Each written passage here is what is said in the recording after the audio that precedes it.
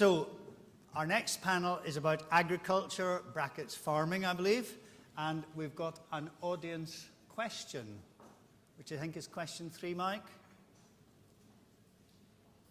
Okay, this is slightly more complicated than the real estate and infrastructure. You have to think a little bit harder about your answer and response. So there it is. It's as it said, has your fund considered or achieved exposure to agriculture, brackets farming? And there's your various options. Not considered, considered but not actioned, in which case there'll be a very disappointed panel. You've got a current exposure, likely to remain static, or likely to increase. So we're very interested. I have to say this is an area, despite vast experience across a vast number of funds, I don't have any great insight into this agriculture farming. So I'm here to learn as much as you are, perhaps. So if we can get a clock going on the mic, if we can set the timers going and see. Okay, probably quite low numbers. Get as many people voting. Come on, I encourage you to vote. Audience participation. Does the technology stop you from voting twice from the same handset? I'm not sure. Possibly does. Not that I want to rig it. It's not Zimbabwe or wherever we are. Okay, so that's quite interesting. That's almost what I've expected. Almost half the people have not considered agriculture. And I would say I'm in that camp. So we've got a panel to tell us why we should have been considering it. So, usual, no introductions from me. We need to start with who you are and why you deserve a seat on this panel. And let's start with Pete. Morning, everyone. I'm Pete Smith, Senior Investment Consultant with Barnett, Waddingham, and also Head of Sustainable Investment. As a firm, we've been doing work with clients on agriculture and have some invested. I guess I'm sitting here today because I've got clients with exposure to agriculture and via Fiera. I'm a principal on the Fiera Comox Global Agriculture Strategy. My role within the organization is really in sourcing and evaluating new investment opportunities, and I also work very closely with our farming partners on growing their businesses. Have a background in agriculture, spent some time managing a farm in my early days before switching to the institutional world. So. At least for reasons which will become apparent. Olly. So I'm the token.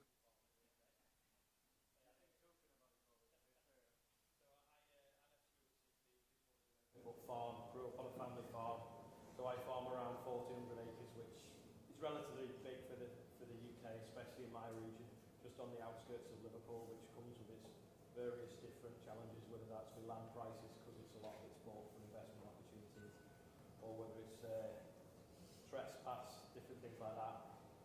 The northwest also gets some very difficult weather patterns, shall we say, predominantly wet, although this year we did have a dry year, so we had some losses. So quite a diverse farm. We rent out some office space. I have some big holiday lets that we rent out. We recycle quite a lot of biomass for power stations, but we also use that as well to dry our grain and heat everything on the farm. And also, more recently, in the last couple of years, I've started doing a YouTube video of what was happening on the farm each day, and it's just kind of grown, and it's now turned into quite a significant income stream for what was just a joke. It's now a hobby. We've brought Olly back from Dubai, where he normally resides, just because he's a YouTuber celebrity now.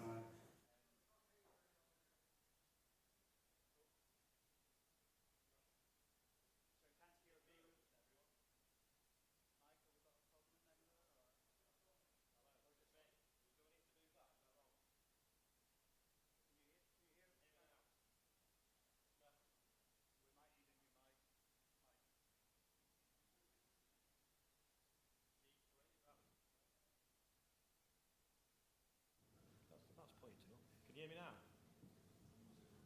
Yeah, better. Oh, it says mute on it. What's? I didn't set that, Olly, honestly. Hello. Do you want to just give your introduction again? I think it's fair if people don't mind. Yeah. Start again. Right, so I'm the token farmer. So didn't get a laugh the second time. Well, I didn't say because you're not token. Yeah, so I farm just on the outskirts of Liverpool, about 1,400 acres of combinable crops. It's sort of split, some of it's owned, about 330 acres is owned, some's contract farmed and some is rented. Comes with its challenges, being on the urban fringe through trespass and different things like that, and then also land prices because a lot of the land around us is bought strategically for different things. Quite a diverse farm. We recycle quite a lot of timber waste, tree waste, which we use as biomass fuel, and then we use that on the farm for drying grain and heating things. Sort of makes us carbon efficient, if you will. I adopt direct drilling, which is what's called no-till, so we don't turn the soil over because then we get erosion and it can wash into the rivers, and it saves us a lot of diesel by not moving soil. Nature never ploughed, so we don't. We more recently, as a bit of a joke, started doing a video about what we were doing each day on the farm. That has now turned into sort of quite a bit of diversification because YouTube actually pay me for that content every day. So it does really well at the moment. So that was the introduction. So Olly's either full-time YouTuber, part-time farmer, or vice versa. No doubt he'll explain as we go through. But I'm going to start, and this is, to be honest, I'm asking the questions on behalf of you, but actually it's directly for me because I don't know the answers to these. Can we get an overview, without getting into semantics, a definition of the agriculture as an asset class from an institutional investor perspective? And I simply don't know what generates the return, whether it's the land, whether it's the crops, whether it's the yield, whether it's someone like Olly's management of the land. Sarah, you would seem ideally placed to start on that. Where does the return come from? What's it all about? So I think it's important to define first, before we go there, what we're really talking about when we're talking about agriculture as an asset class. So we're really talking about investments in land that is put into production to produce food and fiber. And agriculture is part of a broader sort of agribusiness sector. It can include things like farming inputs, storage and processing, retail marketing, ag tech. They're all sort of up and down the value chain. But from an institutional perspective, when you hear people say, I'm looking to incorporate agriculture into my portfolio for the benefits of diversification, low or even lack of correlation to traditional asset classes, inflation hedging properties, store of value. That's all really coming from this sort of land-based component of the asset class. And really in agriculture, what is generating returns? You have your capital appreciation and your income component. Land, like agriculture, tends to be a naturally appreciating asset. And regardless of how you as an investor sort of choose to access the asset class, the income is generated from the farming of the asset itself.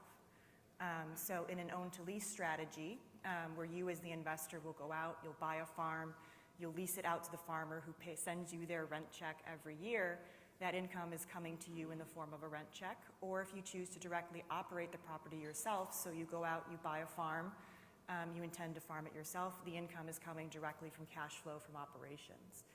But either way, it's coming from the production of food and fiber on the land. I think an interesting piece to point out is that sometimes there's a perception that, particularly under a lease model, that you sometimes have less exposure to sort of the operational risks of farming. But really, the risks are still there. The income is being generated from the agricultural activity. You just really have less that you can do as an investor to sort of manage and mitigate those risks from the get-go. So that's kind of how the return is generated. Is it the diversification benefit, or is it the fact that it's not unlike real estate in that there's income yield and capital return, possibly both, sensitive to inflation in the long term? All of the above. Yeah, I mean, it was mentioned in the previous session on infrastructure about the low correlation. Agriculture has low correlation to sort of more traditional assets. And so is a good diversifier. And good examples of that were Q1 2020 when COVID hit.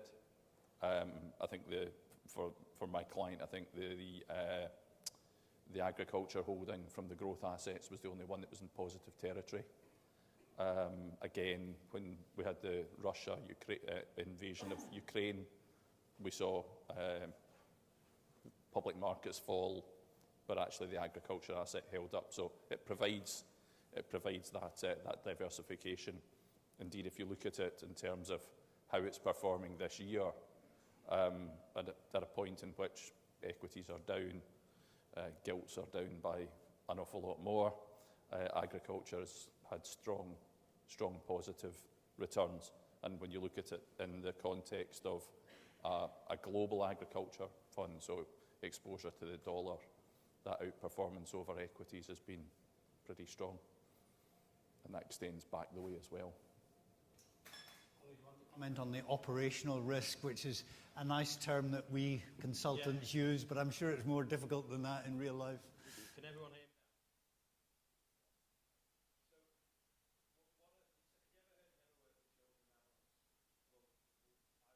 The nature, and she's a cow. And that is the thing. So our income can fluctuate wildly from whether it rains or not. So, you know, you mentioned food and fibre. We basically harvest daylight and water and turn it into something that's sellable, whether that be grains, whether that be grass that we can then turn into protein through a cow, or whether it be oil.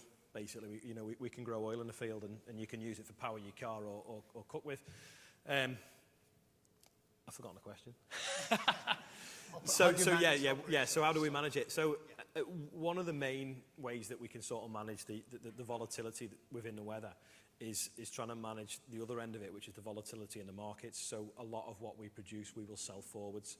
So the sad thing is with what's going on in the world at the moment in Ukraine is, you know, I hear bad news on the TV or on social media, and I know that that's then going to react the market, so the grey markets will go up. So on Saturday, when something went wrong, Monday morning, I was on the phone trading oilseed rape because there was an uplift.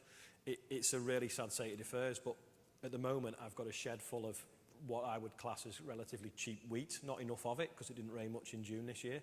But I've also got a shed full of very expensive fertiliser because you need a lot of energy to make fertiliser and a lot of gas. And I've had to buy it to make sure I can get it for the next crop, which is now in the ground. It'll be harvested next July, and it might not be sold till the following June. So we're always stargazing, if you will. And it's very hard to manage the weather. We try and manage the crops that we grow, and we spread our risk with different crops. But, you know, like I say, Mother Nature can be a cow. And if I can jump in on that. You know, and I think this really speaks to, you know, there is a cyclicality in agriculture, really at a farm level, around things like weather, things like commodity prices. And so from an investor perspective, in thinking about how you are going to mitigate some of those risks, it really is the importance of being diversified. So being diversified not only by region, but by commodity type, by trade relationships. Those are all really important portfolio construction considerations to, you know, mitigating some of that risk, achieving true diversification so you can get those essential benefits of agriculture as an asset class, and ultimately, you know, get, you know, better risk-adjusted returns. Interesting. Olly said about the futures. I think someone who's got longer history than me, I think that was the origins of futures trading, actually, on agriculture and crops and things, since when it's been much misused by many investors for a whole lot of spurious reasons. But let's get on to the market. Kind of size and scale, is it? And all you mentioned about from a user point of view, you've got quite a big farm, but I imagine in terms of global, it's probably tiny. Yeah. So let's talk about scale. As an institutional investor, I mean, what could we invest $several $100 million or pounds in it? Not for you to mention initially, but Sarah, Pete, what sort of opportunity is there? The overall size. Yeah. So you know, as an institutional asset class, agriculture is still relatively niche, but it is growing quickly. And I think, you know, what we typically see from investors is they build out this sort of sophisticated portfolio to infrastructure or real estate, and farmland is sort of this logical next step. But if you kind of take a look at, the value of farmland globally, I think the most recent estimate that I saw was probably about, $9 trillion or so. So it is a very large market, and today institutional capital probably only represents, a very small percentage of that overall market. One that leaves a lot of opportunities to, capture some nice entry points into the asset class. But I think the other thing when we're talking about entering agriculture and, really that most farms today continue to be owned and operated by farmers, people like Olly, is really, how you think about accessing agriculture. So for us, one of the foundational aspects of our strategy is really the belief that, farmers continue to be stakeholders and have a seat at the table. And so that's been designed and built into our strategy in the way that we not only invest in agriculture, but partner with farmers and interact in rural communities. Yeah, and I think just sort of taking that point around, that's been mentioned a couple of times around, the actual operation model, and extending it. If you're thinking about how do you enter investment in agriculture and what should you be thinking about, is the diversification in terms of what type of agriculture you're exposed to. It's around the particular, is it a lease model or is it partnering with the farmers? It's around the geographic areas, and a bit like if you take equities, are you going to go developed or emerging? Recognising that there's a much greater risk in some of the emerging economies and the farms there. So there's a huge market size, relatively easy to access as an institutional investor. Really important to pick the manager carefully and pick the manager that's going to allow you to be able to get access to the asset, but get access to the asset in a way that doesn't have reputational risk attached to it, because there are sustainability issues around agriculture that you need to be aware of, and you need to think about how those are getting managed. So Olly mentioned, you're effectively harvesting sunshine and water. The water is a key environmental aspect of things. When you're looking at the management of agriculture, you need to be thinking very hard about where that water's coming from, how they're maximising the usage of it. You need to think about if you're then turning it into protein in the form of cattle and you're moving them around, how are you moving those around, and some of the challenges there to make sure that things are done in an appropriate manner, and you don't run reputational risk associated. Okay, Pete, maybe just following on from that, as many UK private sector funds, illiquidity doesn't matter unless you need it. How illiquid would you say the agriculture or Sarah, and how stable? You mentioned the stability of investment return and maybe income yield. I mean, is there evidence of that? If we haven't got a long track record of people having invested in that sector? So, to take the point around the stability of returns, you get extraordinary years like the one we're having just now, but typically the returns are much more stable than that. And it's extraordinary in a positive sense, I hasten to add. Around the illiquidity? The illiquidity, the choice of the way you access it can be via a closed-ended fund or an open-ended fund. I'm hesitant to use the expression evergreen, because that suggests that there's liquidity there. There are opportunities to derive liquidity in an open-ended fund, but it has the same illiquidity issues that infrastructure and many other private market assets have. So yes, in the event that you need liquidity when the market's not squeezed, liquidity is possible. In the event that you need liquidity when everyone else needs liquidity, for example, in the last few weeks, it would be a challenge. So it is essentially a buy and hold. It's a buy and hold. Okay. And typically linked into income and cash flow matching. Okay. Before anyone else asks, I'll ask it's ESG, RI, climate change, sustainability. How does it sounds as if agriculture has a very positive part to play in that? Is that true, Ollie, from your standpoint? I'm sure. Yeah, so although you mentioned a big shed full of fertiliser, which slightly bothered me.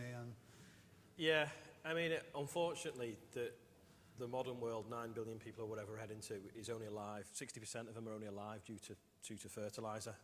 But I think we are the only industry that can actually capture carbon and lock it into the soil, which is pretty good because soil's obviously quite valuable. It's land and they're not making any more of it and they're not going to mine any more of it.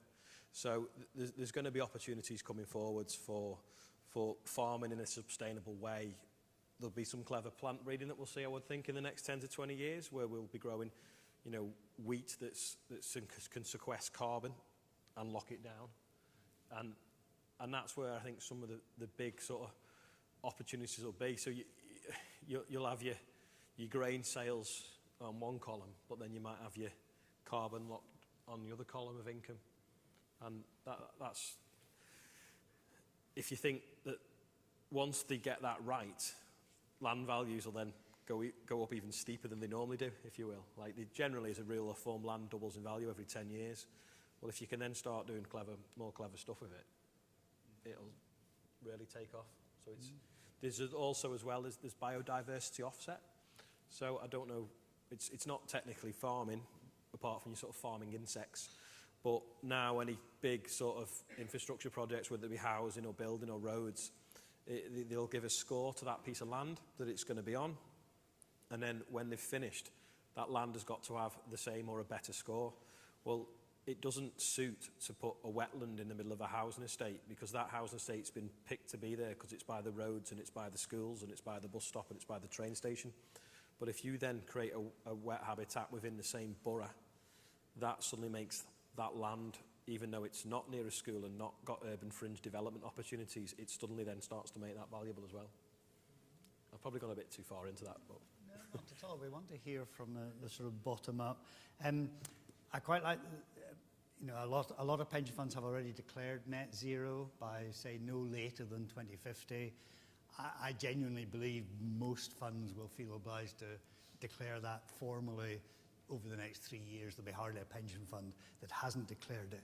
And it does worry me, because no matter how carefully you manage those assets, there's going to be carbon produced. So some kind of offset is terribly important. The only ones that have been either technical carbon offset or forestry. I didn't know that soil was a big capture, although I should have known, because Irish peat holds probably a lot of carbon, which is why we're not allowed to use it in our gardens anymore. Forestry is a little bit of a myth. Is it? Okay. It's very slow at sequestering carbon. A healthy crop of wheat will sequester more each year. I mean, I'm not a scientist, but I've read quite a bit into it. And filling the country with trees and then flying food in or shipping food in from another country isn't very sustainable. I think, if I can chime in here too, I think when you look at sort of the roadmap of where emissions and greenhouse gases are coming from, it is no secret that agriculture is a leading producer of emissions. But I think it's also important to contextualize that by saying that it also is one of the most impacted sectors by sort of the downstream effects of the physical risks of climate change. So things like changes in temperature, precipitation, extreme weather events, they can all have impacts on agricultural production. It impacts yields, it impacts availability of natural resources. There's actually even been some studies to say that these types of events can even, in some respects, decrease the nutritional value of the food that's being produced. So for agriculture as an industry, the importance of reducing emissions is tremendous. It really can't be understated. But again, it's going to be a process. It's going to take time, and so the things that we are thinking about and looking at within the context of our own portfolio is, how do we build resiliency into the portfolio that we have today against the physical risks of climate change, while at the same time working to sort of implement the practices and technology that will sort of reduce the environmental or emissions input of our farming businesses. So I think that's important context to sort of overlay, the operational perspective that Olly gave. Can I just chip in? You said it's a significant contributor. UK Ag PLC is only producing 10% of CO2 emissions. We're better than the other side of the Atlantic. The headline to the event is about the current turbulent times and navigating it. So that macroeconomic, we won't go through it again, of all the things that are happening in the macro environment, how is that affecting opportunities, Sarah, or how should it be influencing investors' appetite for agriculture or farming? So I think that there's a very wide array of strategies in agriculture that have this sort of sustainability focus to them, and can really help investors sort of achieve their goals. One of the things that when we come into a new farming partnership really is that no pun intended, but there's a lot of low-hanging fruit.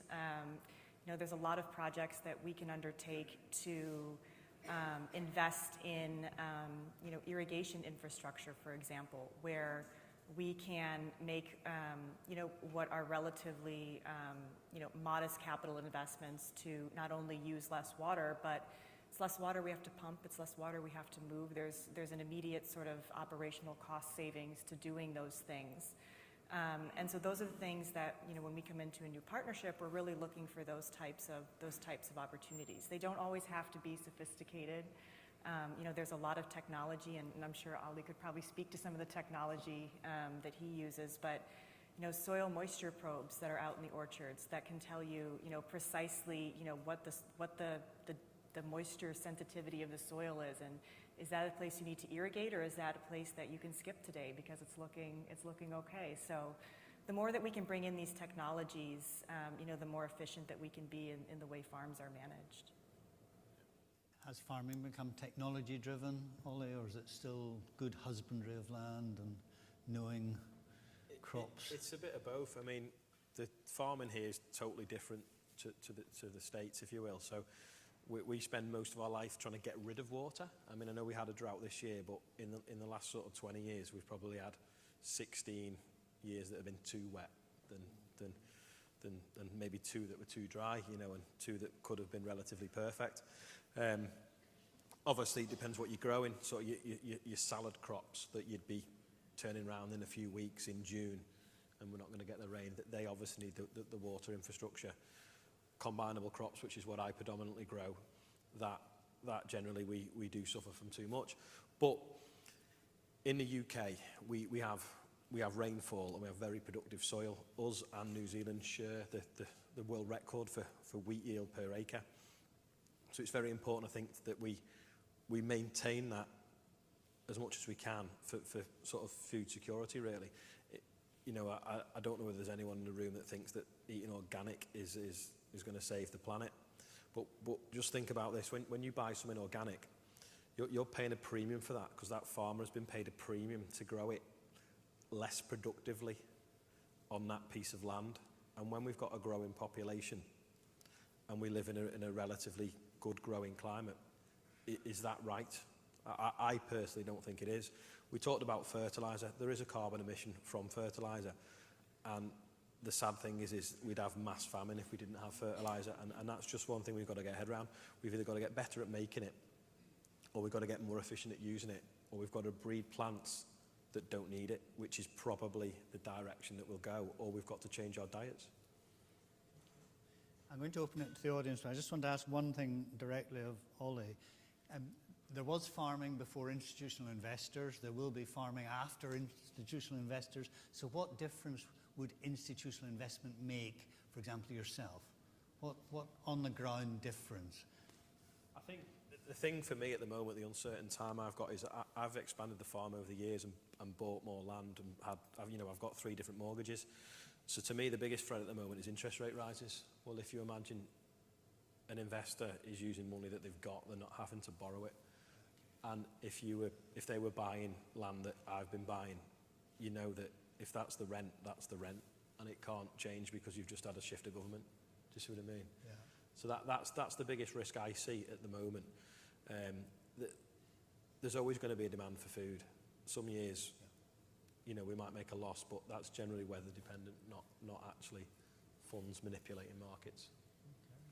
I think the other... Oh, sorry, Pete, go ahead. An add-on to that, sort of in the last session, there was a question about scale and whether it's a good thing or a bad thing. And I think one of the advantages of institutional investors investing in this way is they bring an element of scale. But it's how that scale is harnessed and how it's put to work that's really the important thing. Who benefits and who's aligned to the benefits of scale, I guess, and that's maybe what I was trying to get slightly from Olly. Right, yeah. I mean, you know, the scale I'm at the moment, we could double the area we farm with the equipment and the labour that we've got. But once we get over that, then you've nearly got to duplicate everything again.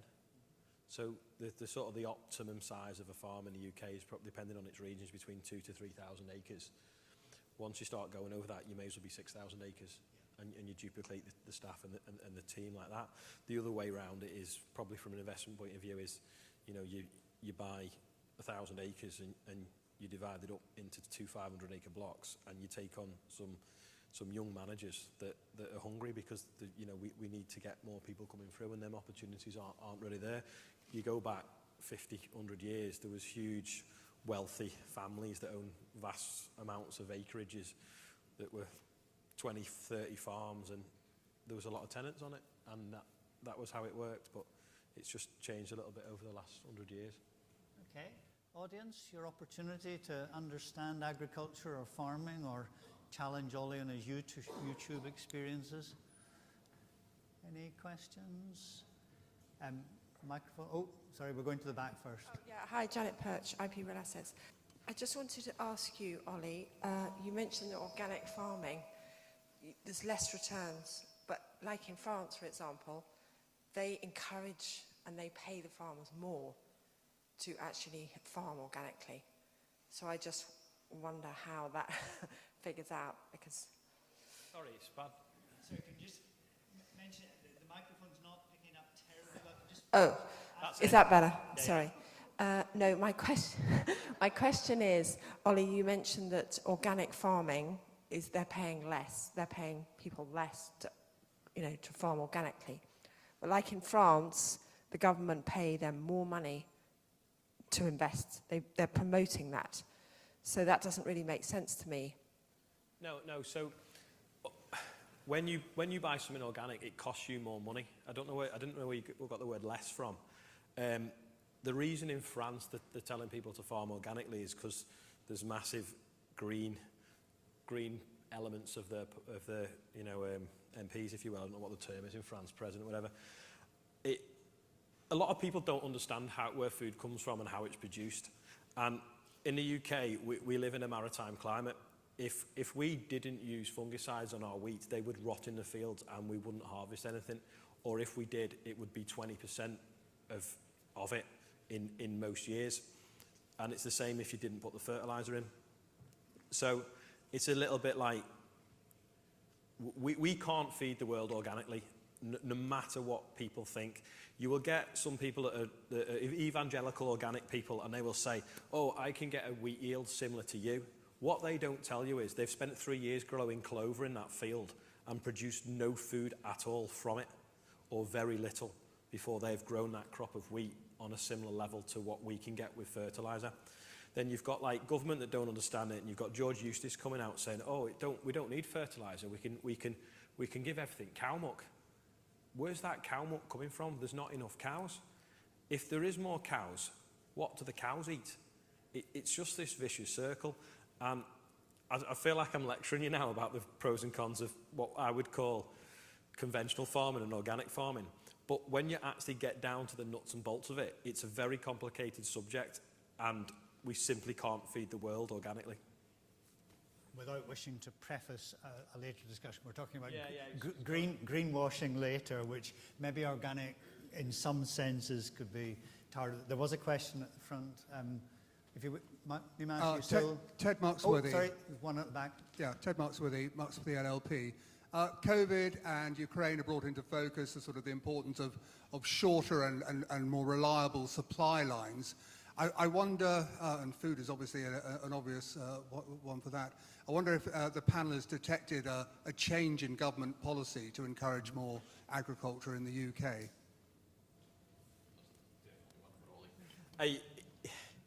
It would be nice. The problem is, I've been in Parliament this morning, and there's a lot of MPs that still think food... No name dropping, Ollie. No, that still think food comes from shops.